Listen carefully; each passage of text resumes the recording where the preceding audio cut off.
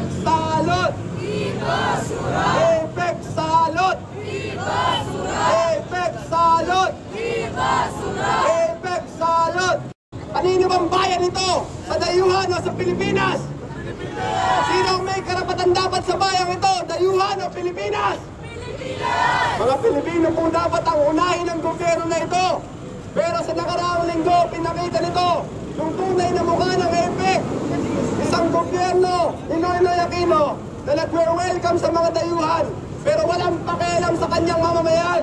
Abay, hinuli pa po, pinag-aaresto pa po yung mga mahihirap, yung ating mga kababayan hanggang ngayon, kinulong nila at pinag-aresto nila dahil daw ayaw nilang ipakita sa mga dayuhan yung mga naghihirap na mamamayang Pilipino.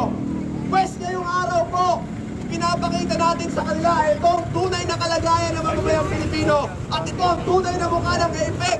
Dinadaas ang taong bayan, pinahihirapan ng mamamayan, binabansot yung ating ekonomiya, tinataas ang presyo ng mga bilihin, pinapababa ang sahod ng mga manggagawa.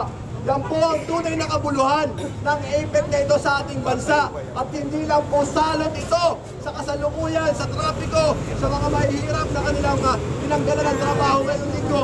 Kung hindi salot ito sa matagal na mga panahon na pinatupad nila ang patakaran ng globalisasyon at patitindihin pa pagkatapos ng APEC meeting ngayong taon. Sa APEC meeting na ito, lalo mo po nilang pag-uusapan kung paano ba mababain ang sahod ng mga manggagawa, kung paano ipa-privatize ang edukasyon, papayag pa ba tayo na itaas pa nila ang matrikula sa ating mga pamantasan? Papayag pa ba tayo na pababain pa ang sahod ng mga manggagawa? Papayag pa po ba tayo na pataasin pa yung presyo ng mga bilihin at mga serbisyo? Yan po kung bakit po mga kababayan kayo ay apektado dito sa APEC na ito.